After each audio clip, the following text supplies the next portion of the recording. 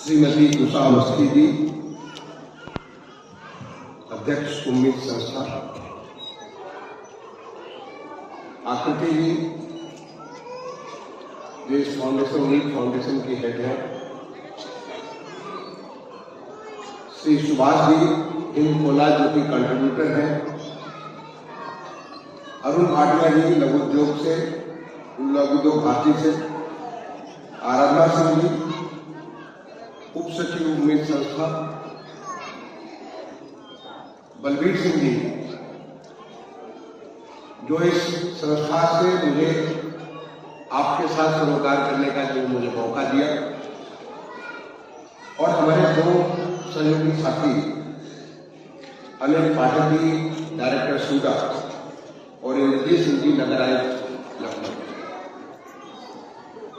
आज के इस कार्यक्रम में उपस्थित प्यारे बच्चों, उनके अभिभावक, अन्य देवियों और सज्जनों, आज उम्मीद संस्था के साथ जो बच्चे जिन्हें शिक्षा के साथ जोड़ा गया है, उनके साथ सीधे सरोकार करके मुझे बहुत ही खुशी हो रही है। एक कितना शुभ अवसर है जब ऐसे बच्चे जिन्हें भिक्षावृत्ति से बाहर निकाला गया है और उन्हें मुख्य धारा में जोड़ा गया है, इन लोगों के साथ उनके भविष्य के आगे के सपने बुनने के लिए आज मैं सीधे आपसे बातचीत कर रहा हूं। भारत सरकार के सामाजिक न्याय मंत्रालय के जो कार्यक्रम है, support for marginalised individuals for livelihood and enterprises, smile योजना के तहत ऐसे लोगों को वित्त पोषण किया गया, उन्हें वित्तीय सहायता दी गई है, जिसके माध्यम से पहले तो ऐसे बच्चों को चयनित किया गया, ऐसे परिवारों को चयनित किया गया और ऐसे परिवारों को चयनित करके उनके बच्चों को मुख्य धारा से जोड़ा गया, जिससे कि वे भिक्षावृत्ति से बाहर निकले। मैं तो उन्हें भारत सरकार के इस कार्यक्रम के लिए बहुत ही साधुवाद देता हूं, जिससे हमारे समाज के ऐसे लोग जिनके बारे में घा कवि ने कहा है, उत्तम खेती मध्यम बान, निषिद्ध चाकरी भीख निदान, यानी भीख को उन्होंने निदान कहा। और भिक्षावृत्ति अगर अपने आजीविका के लिए है तो निश्चित रूप से वो निदान है, उसको छोड़ने की बात।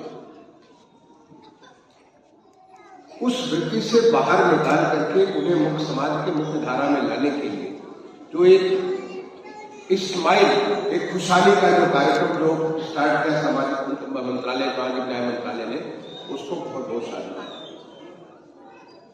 पहले हमारे सरकार में ऐसे लोगों के लिए होम बनाया जाता है। मुझे ख्याल है जब मैं एसडीएम हुआ करता था, एडीएम, डीएम विभिन्न पदों पर होता था, तो ऐसे होम को मैं जाकर देखता था और उनके साथ तभी सरोकार करता। लेकिन उसकी जगह सीधे उन्हें मुख्य धारा से जोड़ दिया जाए, उनके बच्चों को वो शिक्षा दी जाए जो सामान्य बच्चों को शिक्षा मिलती है, उन लोगों को अपने रोजगार के साथ हो गया, उनकी स्किलिंग कर दी जाए, और जिससे कि वो खुद की आय, खुद का अपना ऐसे संसाधन बना ले जिससे उन्हें दोबारा इस वृत्ति जो कि निदान कहा है घा कवि ने, उसमें जाने की जरूरत न पड़े। ये बहुत बड़ी बात। हमारे राज्यपाल महोदया ने इस कार्यक्रम को अपने से जोड़ा और इन बच्चों को कितना प्यार देते हैं उसका मैं कई बार देख चुका हूं। माननीय मुख्यमंत्री जी का मैंने कई बार देखा कि किस प्रकार से बच्चों के लिए अपने कार्यक्रम से जोड़ करके उन्हें सीधे सीधे, ताकि वो मुख्य धारा में जोड़ करके आगे बढ़े, इसके लिए उन्होंने हमेशा तत्पर है, उसके लिए हमेशा कार्य किया। और इसी वजह से आज ये जो कार्यक्रम उम्मीद के माध्यम से एक मॉडल कार्यक्रम के रूप में आगे निकल कर गया है, जो दूसरों के लिए उदाहरण है। मैं उम्मीद संस्था को इस बात के लिए बधाई भी देता हूँ, धन्यवाद देता हूँ। उन तमाम सारे लोगों को जो इसकी सहायता भी करते हैं, जो इसे बाहर निकालने में मदद करते हैं, उन तमाम सारे लोगों का भी मैं अभिनंदन करता हूं।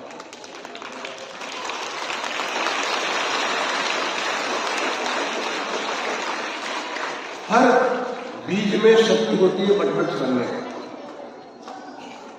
हर बच्चे में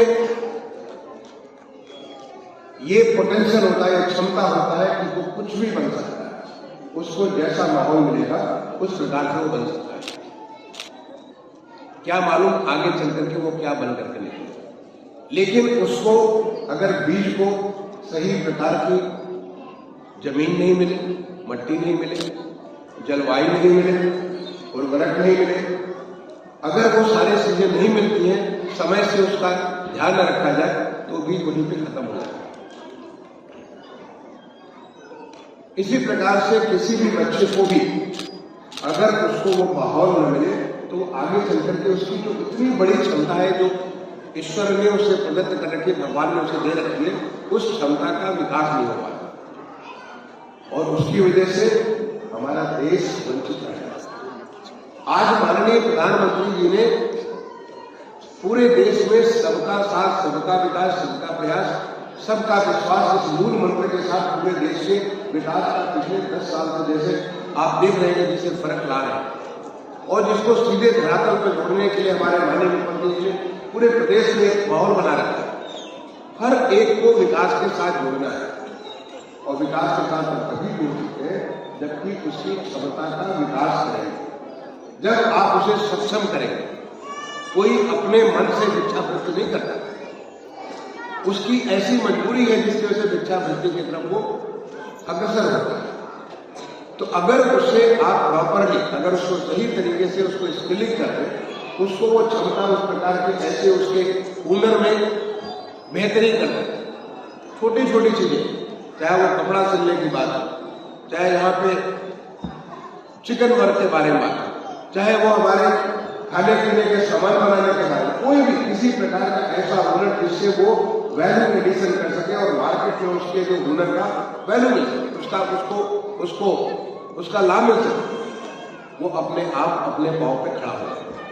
और आज इसी का प्रयास हमारे प्रदेश में, जो सबका साथ और सबका विकास है, हर एक को जोड़ करके उसको स्किल करके एक बहुत सारी ऐसी योजनाएं, आप एक योजना के बारे में हमारे सूडा के डायरेक्टर साहब अनिल पाठक जी बता रहे, पीएम स्वनिधि योजना बता रहे थे कि किस प्रकार से जो स्ट्रीट वेंडर्स है, हमारे रेहड़ी पटरी पे काम करने वाले भाई बहन हैं, जो कि अपना गुजर बसर करते हैं, कोई फल बेच करके, कोई सब्जी बेच करके, कोई जूता चप्पल बेच करके, कोई चाय पकौड़े बेच करके, जो एक रेहड़ी पटरी पे रह करके अपने जीवन यापन करते हैं, उनको कैसे सरकार ने हाथ थामा और हमारे प्रदेश में, देश में सबसे ज्यादा लगभग 18 लाख लोगों को इसका लाभ दिया। और आज हमारे रेहड़ी पटरी के भाई बहन लोग वो डिजिटल पेमेंट के माध्यम से, अपने मोबाइल फोन के माध्यम से पेमेंट करते हैं, उसको भुगतान करते हैं। आज वो जहां दूसरों पर निर्भर थे, कहाँ पे 100%, 200%, 500% तक, क्योंकि भारत सरकार में मुझे इस योजना को माननीय प्रधानमंत्री जी के मार्गदर्शन में बनाने का मुझे एक सौभाग्य मिला। और जब मैंने इसके बारे में देखा कि ये हमारे पटरी वाले लोग कितनी बड़े ब्याज दर पे लोगों से लोन ले करके और हमेशा उसमें कर्ज में पड़े रहते हैं, उनको इससे मुक्ति मिली। और आज ये अपने आप, जिन्हें मैं नैनो एंटरप्रेन्योर्स कहता हूँ, एक सूक्ष्म व्यवसायी है, वो आगे बढ़ करके मिनी लेवल पे जाएंगे, फिर उसके बाद और बड़े लेवल पे जाएंगे और अपनी खुद की दुकान बनाएंगे। आज वो जो सड़क पे रह करके हलामत करते हैं, कल को खुद का सैलून बनाएंगे, सरकार उनको सहायता देगी। तो जो सरकार ने इतनी सारी योजनाएं बना रखी है, उन योजनाओं का लाभ हमारे जो भिक्षावृत्ति में लोग बने उन भाई बहनों को मिलेगा और उससे उनका परिवार खुशहाल होगा। उनका लाभ हमारे देश की अर्थव्यवस्था को, हमारे समाज को, हमारे जनपद को और हमारे प्रदेश को मिलेगा। ये हमारे नौनिहाल बच्चे, ये सारे के सारे बच्चों को जिस दिन मैंने देखा 26 जनवरी 2023 जब ये परेड कर और इस साल जो कमाल हुआ, नब्बे में उन्होंने परेड किया बड़े नंबर में, बल्कि इनकी अलग से एक झांकी भी चली भिक्षा से शिक्षा की ओर। एक पूरी झांकी पूरे लखनऊ वासियों की, बहुत सारे लोग जो कि वहां पे एकत्र होकर के देख रहे थे विधान भवन के ऊपर, या तमाम सारे लोग जो टेलीविजन के माध्यम से देख रहे थे, या और बहुत सारे लोग जो कि यूट्यूब वगैरह के माध्यम से बाद में देख रहे होंगे, उन सारे लोगों को कितना एक गर्व की अनुभूति हो रही होगी कि ऐसे लोग जो कि भिक्षु में लगे हुए थे, ये लोग आज किस प्रकार से शिक्षा की तरफ अग्रसित है।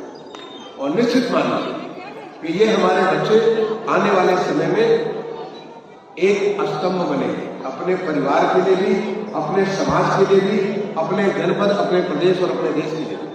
इनमें से अच्छे खिलाड़ी भी निकलेंगे, इनमें से अच्छे लेखक भी निकलेंगे, इनमें से अच्छे प्रशासक भी निकलेंगे, इनमें से अच्छे पुलिस अधिकारी भी, मिलिट्री के अधिकारी भी निकलेंगे, इनमें से राजनीतिक लोग भी निकलेंगे। ऐसे तमाम सारे आज जो बलबीर जी जो आप बात कर रहे हैं, कल को आपको अभी तो 2 साल से काम है, आने वाले समय में आपको गर्व की अनुभूति होगी कि देखिए हमारा बच्चा कहां से कहां चला गया। क्योंकि एक बार उसको मौका मिला, फिर आप ये मान के चलिए वो मैट्रिक्स बनेगा, उसमें कोई रोक नहीं सकता। एक बार उसमें ललक बन गई, उत्कृष्टता की ललक बन गई, उसमें अगर सेंस ऑफ एक्सेलेंस आ गया कि हमें अपने उत्कृष्ट प्रदर्शन करना है, तो हर बच्चे में वो क्षमता है, वो वटवृक्ष बन सकता है। चाहे जिस भी फील्ड का वटवृक्ष बने, लेकिन वो बन सकता है। वो पत्रकार बनेगा तो बहुत बड़ा पत्रकार बनेगा, अपने परिवार का भी, अपने प्रदेश का, अपने देश का नाम रोशन करेगा।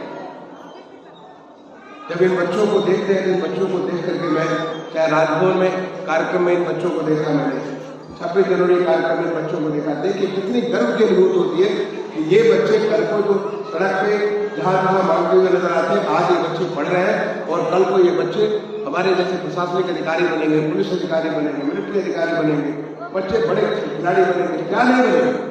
ये सारी की सारी क्षमताएं बच्चों में है, केवल उनमें इस बात का ये सोच आने की जरूरत है कि हम सब कुछ कर सकते हैं, क्योंकि हम में और किसी अन्य बच्चे में कोई फर्क नहीं है।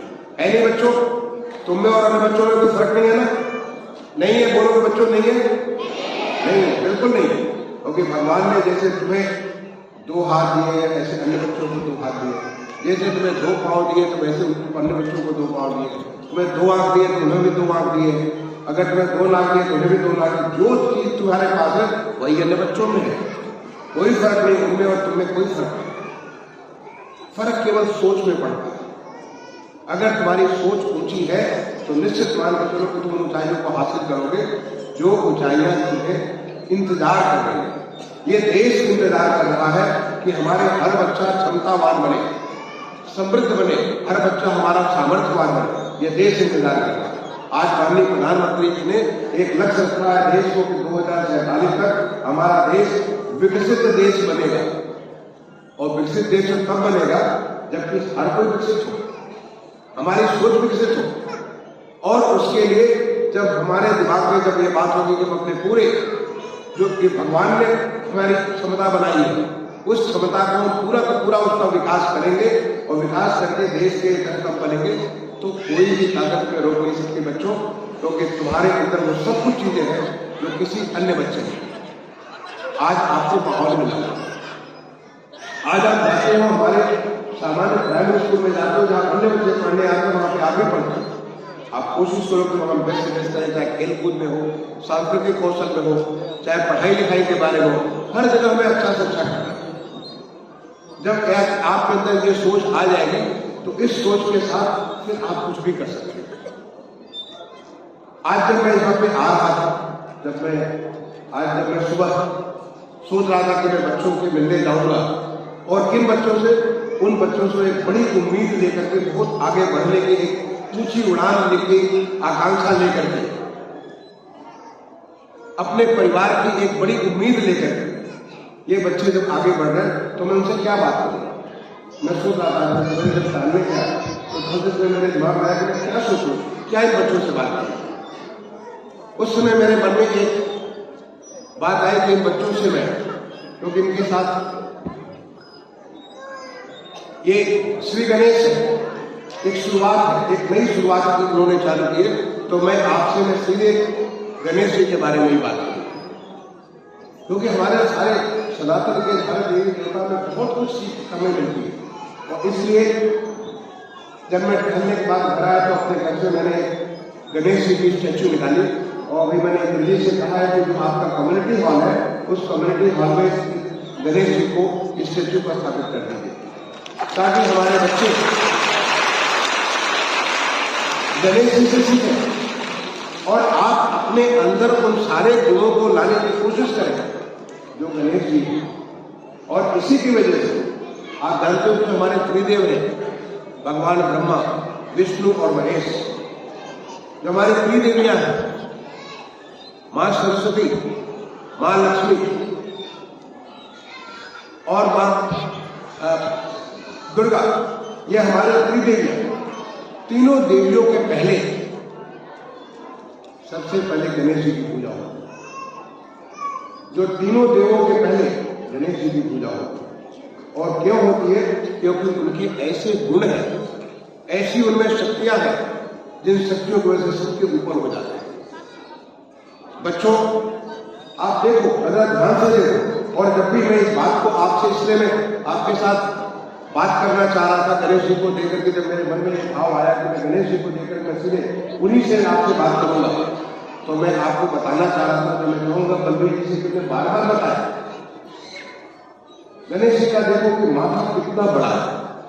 आप कहीं भी गणेश जी को देखोगे उनका माथा बहुत चौड़ा, बहुत बड़ा होगा। माथा क्यों चौड़ा है, माथा क्यों बड़ा है? क्योंकि हमेशा बड़ी सोच लेकर के चलो, हमेशा बड़ी चीज को सोचो, हमेशा सोचो कि कुछ बड़ा चीज करना है, बड़ी चीज को हासिल करना है। जब तक हमारी सोच बड़ी नहीं होगी तब तक हम कुछ भी हासिल नहीं कर सकते। अगर हम खेल के मैदान में जाए तो हम सोच के साथ है कि खेल के मैदान में हमें जीतना है, तो जीतने के पहले जब तक मन से नहीं जीतोगे तब तक जमीन पे नहीं जीत सकते। अंग्रेजी में कहावत कही है, man who wins is the man who thinks he can. जीतता वही है जो सोचता है कि हम जीतेंगे। जो पहले से सोच लेता है कि हम नहीं जीत पाएंगे, वो कभी जीत नहीं सकता। अगर मन में पहले शक हो गया कि हम नहीं जीत पाएंगे, इम्तहान देने के पहले ही सोच लिया कि इम्तहान तो बड़ा मुश्किल इम्तहान है, पता नहीं हमारा सक्सेस होगा कि नहीं सक्सेस होगा, तो वो कभी भी सक्सेस उसे नहीं मिल सकता। लेकिन जो बच्चा पहले से विजयी भाव से जाता है इम्तहान देने के लिए, वो हमेशा विजय हासिल करता है, क्योंकि उसकी बड़ी सोच है कि हमें तो विजय हासिल करना है। तो पहला आप उनके माथे को देखो और माथे से सीखो कि हमेशा सोच हमारी बड़ी हुई है। आप सोचो कि हम ये हासिल करेंगे। आप जैसे हमारे मुख्यमंत्री जी को देखते हो, सोचो कि हम मुख्यमंत्री जी के उस स्तर पे भी जा सकते हैं, राज्यपाल महोदय देखो वहां पा सकते हैं। आप उस सोच के साथ, जिस दिन आपकी सोच ये बड़ी सोच बनेगी, आप देखते हो बड़े खिलाड़ी को देखते हो, बड़ा सेंचुरियन क्रिकेटर को देखते हो, आप सोचो कि क्रिकेट खेलेंगे तो वो सेंचुरियन बनेगा, हम ऑर्डिनरी नहीं बनेंगे, उतना बड़ा बनेगा। ये बड़ी सोच आपके माथे को प्रदर्शित करती है और उसको आप गणेश जी से आप सीख सकते हैं। गणेश जी के कान आप देखो कितने बड़े बड़े कान हैं। हम लोग के कान कितने छोटे, गणेश जी के कान कितने एक असाधारण बड़े बड़े कान हैं। बड़े कान का क्या मतलब हुआ? सबको सुनो, सबको सुनो। ऐसा नहीं कि किसी को नहीं सुनो, किसी को छोड़ दो, सबको सुनो। हमेशा अपने गांधी जी कहते थे, अपने हमेशा दरवाजे खोल के रखो, ताकि हर तरफ से जो भी अच्छी हवा आती है, जो भी अच्छे ज्ञान मिलते हैं, हर ज्ञान को हमें अर्जित करना है। जब तक हम सबको नहीं सुनेंगे तब तक हम समझ नहीं पाएंगे कि हमें क्या निर्णय लेना है। लेकिन सुनो कैसे? वो देखो सूप जैसे कहा है। सूप क्या काम होता है? सूप घर में आते तो जब सूप से, जब आप, हमारी माता या हमारी बहन जब सूप से उसको सफाई करती है, चावल की सफाई करती है, दाल की सफाई करती है, मसाले की सफाई करती है, तो गंदगी को बाहर कर देता है, अच्छी चीज को अंदर कर लेता है। सूप का गुण होता है। तो हमारे कान से सुनो सबको, और जो गंदा है उसको बाहर कर, जो अच्छा है उसको अंदर कर। तो भगवान गणेश जी का देखो सूप जैसे कान, इतने बड़े बड़े कान हैं। जब तक आप सुनोगे नहीं तब तक आप आगे नहीं बढ़ सकते। देखो गणेश जी की आंख से देखो, आंखें कितनी छोटी छोटी है। अगर कान इतना बड़ा है तो आंखें कितनी छोटी छोटी है। आंखें छोटी क्यों है? आंखें इतनी बड़ी बड़ी होनी चाहिए। बहुत सारे राक्षसों का देखा होगा, इतनी बड़ी बड़ी आंखें आपने देखा होगा, लेकिन भगवान गणेश जी की आंखें इतनी छोटी है, और छोटी क्यों है? ताकि तुम्हारी दृष्टि सूक्ष्म दृष्टि होनी चाहिए, बिल्कुल माइक्रोस्कोपिक, कोई भी चीज को छोड़ना नहीं है तुम्हें, कुछ भी नहीं छोड़ना, इतनी सूक्ष्म दृष्टि हो कि हर चीज को माइक्रोस्कोपिक। मैं बलबीर जी से कहूंगा कि बच्चों को समझाइए माइक्रोस्कोपिक का क्या मतलब होता है। कभी इसे माइक्रोस्कोप का एक तस्वीर बनाकर करके उससे कम्युनिटी हॉल में लगा दीजिए।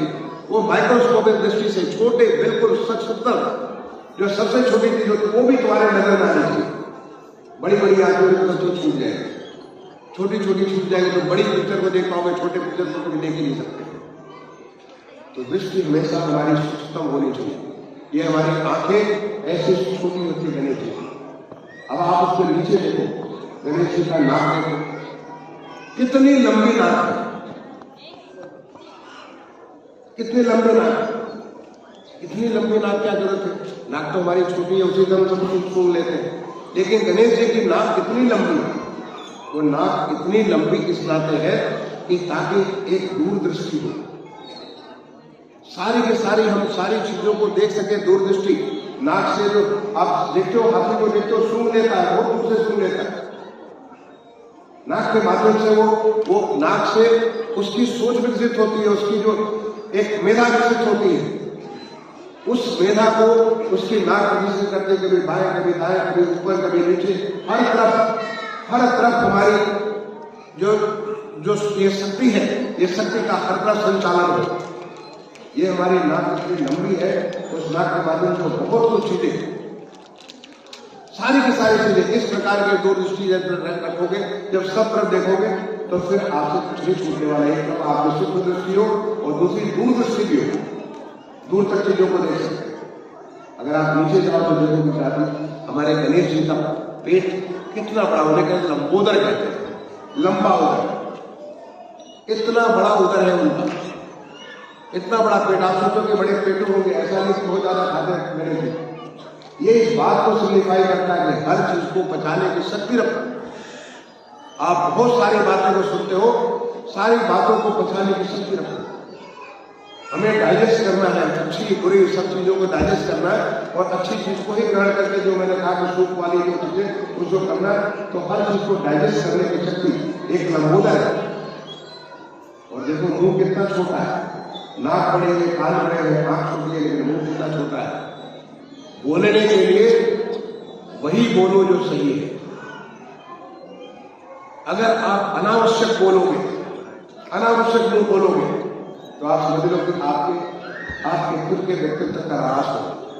आप में जब यह मुंह आपका छोटा होगा, तो मुंह छोटा होने के बाद बोलो वही जो सही है, बोलो वही जो जरूरत है, बोलो वही जिससे कि हमारे संस्कृत में एक श्लोक है, सत्यम ब्रयात प्रियम ब्रयात न ब्रयात सत्यम प्रेम सत्यम च नाम ब्रयात। ये धर्म सनातन, हमारे सनातन धर्म में कहा गया है, ऐसा बोलो जो कि सत्य भी हो और प्रिय भी हो। ताकि इसका मतलब बोलने के पहले चीजों को ऐसी वाणी दे दिए, जावे मैं कबीरदास का दोहा में याद करता हूं, मन का आपात हो, ऐसी वाणी बोलिए मन का आपात हो और वो शीतल करे और आप भी शीतल हो। देखिए कितने बढ़िया कबीरदास ने बचपन में ये दुआ कहा था, कितने बढ़िया कबीरदास ने कहा, ऐसी वाणी बोलिए मन का आपात होए और वो शीतल करे आपन शीतल होए। मैंने हम ऐसी बोली बोले जिससे कि दूसरों को भी, उनके लिए भी शीतलता दे और हमारे लिए भी शीतलता। ये है हमारे गणेश जी का जो रूप होता है, उसका ये मतलब। और उनका दांत देखो तो एक ही दांत होगा, एक दंत है, दोनों दांत एक दांत तो आप लोग खाली सुनी होगी कि कैसे टूट गया था। और जो पूरा का पूरा हमारा वेदों की रचना हुई भगवान गणेश जी ने, उसमें इतनी शक्ति थी उस एक दांत में, जिससे सारा का सारा वेद एक तरफ वेद व्यास जी बोलते चले गए और हमारे गणेश जी लिखते चले गए। सारा का सारा वेदों का रचना उन्होंने कर दी थी, सारा करके नैमिषारण्य में उसका वाचन किया गया। यानी जो जरूरत है, जितनी जरूरत है उतना ही रखे, हमें उससे ज्यादा रखने की जरूरत नहीं। यानी भगवान की जो भगवान गणेश की जो आकृति है, उस आकृति से कितना कुछ सीख सकते हैं और उससे भी आगे।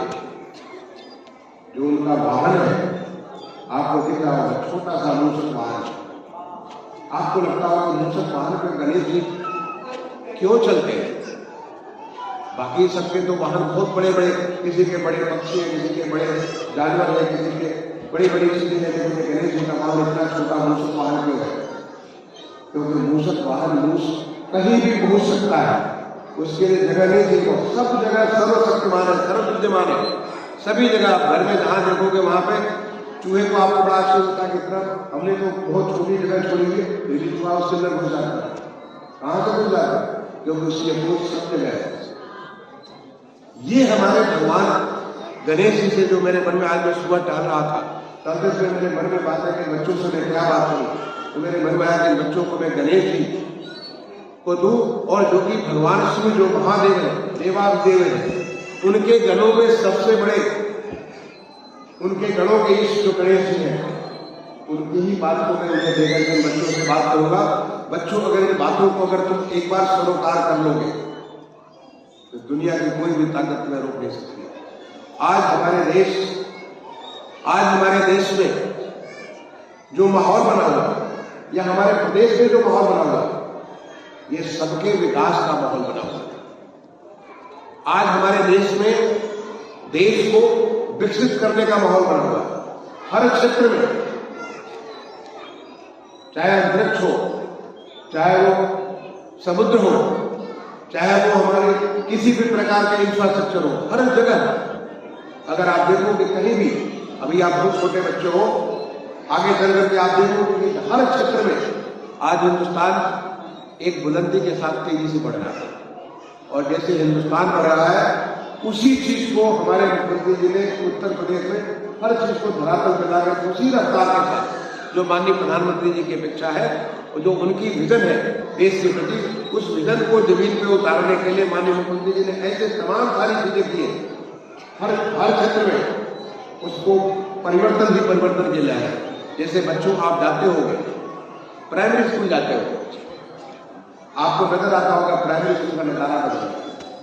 मैं खुद एक गांव के प्राइमरी स्कूल में पढ़ा हूं। बचपन मेरे 12 साल, करीब 11.5-12 साल मैंने बचपन अपने गांव में गुजारे। तब हमारे गांव में प्राइमरी स्कूल में कुछ नहीं, 1 कमरा 1.5 कमरा होता था, ताकि सारी पढ़ाई पेड़ के नीचे हुआ करती। लेकिन आज मैं अपने ही गांव जाता हूं और इतनी अच्छी महसूस, अच्छा फीलिंग होती है कि हमारे स्कूल में कायाकल्प के माध्यम से पूरे के पूरे परिवर्तित हो गए। बहुत अच्छा फील होता है, मुझे अच्छा लगा। यहाँ पे हिंदी बोला जाए, स्मार्ट क्लास बनाते हैं, एक अभियान चला हुआ है पूरे प्रदेश में स्मार्ट क्लासेस बनाने की, एक अभियान चला हुआ है पूरे प्रदेश के स्कूलों को बदल देने की, उनमें वो सारी सुविधाएं दे देने।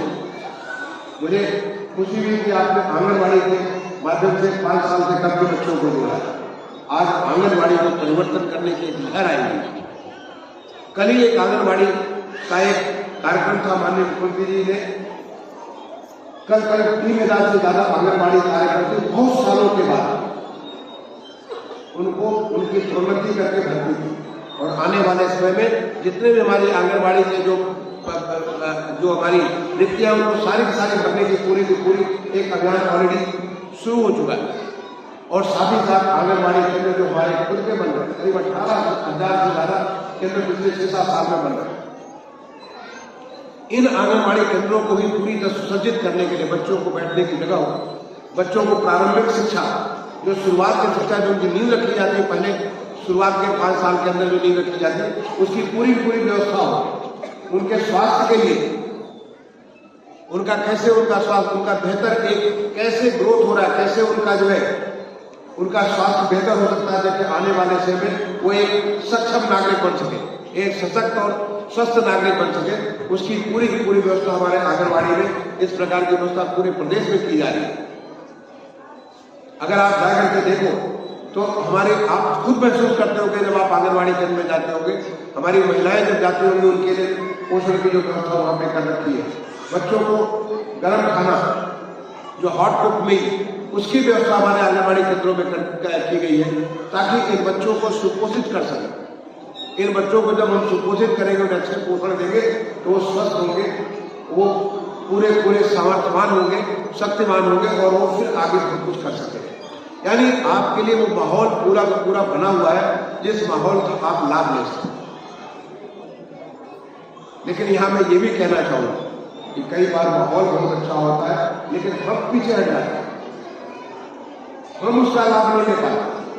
आपको हो सकता है कि प्रशिक्षण दिया जा रहा हो, सोडा के हमारे डायरेक्टर साहब ने पाठक जी आप बहुत सारे प्रशिक्षण दे रहे हैं, लेकिन प्रशिक्षण का लाभ अगर आप नहीं ले पा रहे हैं तो ये आपकी कमी है। आपको इस बात के लिए उम्मीद जैसी संस्था को हर एक को प्रेरित करना चाहिए कि आपको उसका लाभ लेना, अपने हुनर को बढ़ाना है, अपने हुनर को बेहतर करना है और हुनर को बेहतर करके आपको इस योग्य बनना है ताकि आज आपके परिवार की आय जो हो रही है उस आय को गुना करना, तिगुना करना, चारगुना करना, पांचगुना करना, आपको आय को बढ़ानी है। जब आपकी आय बढ़ेगी तो आप अपने बच्चों को अच्छे से लालन पालन कर सकेंगे, फिर आपके जो नातेदार रिश्तेदार आएंगे उनका भी ध्यान रख सकेंगे। मैं समझता हूं कि आप में से बहुत सारे लोगों को प्रधानमंत्री आवास योजना या मुख्यमंत्री आवास योजना का भी लाभ मिला होगा, ताकि आपके जो जिसके पास मकान नहीं है या अपर्याप्त मकान है उनके लिए मकान की सुविधा मिल जाए। आपको बहुत सारी अन्य सुविधाएं जो हमारे राशन कार्ड बने होंगे, आपको अन्य हमारी सरकार की योजनाओं के साथ जोड़ा गया होगा, ताकि आपको जब उसका लाभ मिलेगा तो आपका परिवार आगे बढ़ेगा। लेकिन इसको लाभ लेने के लिए हमें आगे बढ़ना पड़ेगा, हमें इसके लिए पूरी तरह पर रहना पड़ेगा। ऐसे ही बच्चों, जो मैंने आपको भगवान गणेश जी की जो आपको एक पूरा का पूरा हमारे सनातन में जो उनकी संकल्पना की गई है उसके बारे में जो मैंने आपको बात बताई, इसलिए बताई ताकि आपके सामने उसको बार बार बताया जा सके और आप उन गुणों को अंगीकार करें। जब आप उन गुणों को अंगीकार करेंगे तो फिर ऐसे भगवान सर्वपूज्य है, आप भी सर्वपूज्य हो सकते हो। आप भी अपने परिवार में, अपने समाज में, अपने सब जगह ऐसे हासिल करोगे जिससे कि लोग आपका सम्मान करेंगे। मैं ये भी कहूंगा बलबीर सिंह जी से, इसके बारे में जो मैंने बातें बताई हैं बच्चों से लिखवाई है, उनकी क्या अंडरस्टैंडिंग है। जब बच्चे लिखते हैं आप उनसे पूछिए, बच्चों से प्रश्न पूछिए कि भगवान के माथा इतना छोटा क्यों है, उनके कान इतने बड़े क्यों हैं, आंखें इतनी छोटी क्यों है, उनके जो मुंह इतना छोटा क्यों है, उनकी बड़ी नाक क्यों है, वो बड़े पेट वाले क्यों है, उनके जो मूस जो है, जो कि चूहा उनकी सवारी क्यों है। इस प्रकार के जवाब प्रश्न आप पूछेंगे और बच्चों से लिखवाएंगे, उनकी अंडरस्टैंडिंग और बढ़ेगी। और ये शुरुआत है, ये शुरुआत है। इसके बाद आप इसी प्रकार से और भी बहुत सारी चीजें करा सकते हैं, क्योंकि केवल हम करिकुलम के आधार पर ही अपने आप को निर्भर न रखें। आपका जो पाठ्यक्रम आपने बच्चों में उम्मीद जगाई, आपने इन बच्चों को इनके क्षमताओं को विकास करके इन्हें बहुत आगे बढ़ने की एक नई कल्पना ली है। मैं आपकी कल्पना को कर देना चाहता हूँ, मैं चाहता हूँ कि उसमें और लोगों को आगे बढ़े। तो इन बच्चों से इस प्रकार के कभी कभी संडे को या आपका कोई ऐसे त्योहार हो, छुट्टी हो, जैसे आपने मुझे इंद्रजीत ने बताया कि ये सारे बच्चे वहाँ कम्युनिटी हॉल में एकत्रित होते हैं, इनको कुछ ऐसी एक्सरसाइज दी, इनसे कहानियां बोली हुई कहानियां आकर के सुनाए। जब बच्चे कहानियां आकर के सुनाएंगे तो उनका व्यक्तित्व विकास होगा, उनके अंदर एक कॉन्फिडेंस आएगा और फिर वो आगे बढ़ने के लिए उनका संबल बनेगा। प्यारे बच्चों और उनके अभिभावकगण, आप सबके लिए मैं बहुत बहुत शुभकामनाएं अपने तरफ से देता हूं और आप सबके एक उज्जवल भविष्य की कामना करता हूं। मैं समझता हूं कि जो बलबीर जी ने आज मुझे मौका दिया आप सबसे सीधे बात करने का, ये मेरा सौभाग्य है आपके साथ बात करने के लिए और आपको ऊंचे बढ़ते हुए मैं देखना चाहता हूं। आज देश में ये पूरा माहौल है, हर कोई आगे बढ़ सकता है। जब हर कोई बढ़ सकता है तो आप भी बढ़ सकते हैं। अगर कोई भी कुछ कर सकता है आप भी उस को कर सकते हैं। तो मैंने आपको कहा कि भगवान ने आपको सब कुछ वो दे रखा है जो किसी भी ऐसे व्यक्ति में है जो कि उपलब्धि के लिए अपने आप में जाना जाता है। ऐसा आप भी बन सकते हैं और ऐसे बनने के लिए गणेश जी के उन सारे गुणों को आप अंगीकार करिए, देखिए कि आप क्या कुछ कर सकते हैं। मैं आपके उज्जवल भविष्य की कामना करता हुआ आप सबको, आप सबका अभिनंदन भी करता हुआ अपनी वाणी को विराम दूंगा। धन्यवाद। जय हिंद, जय भारत।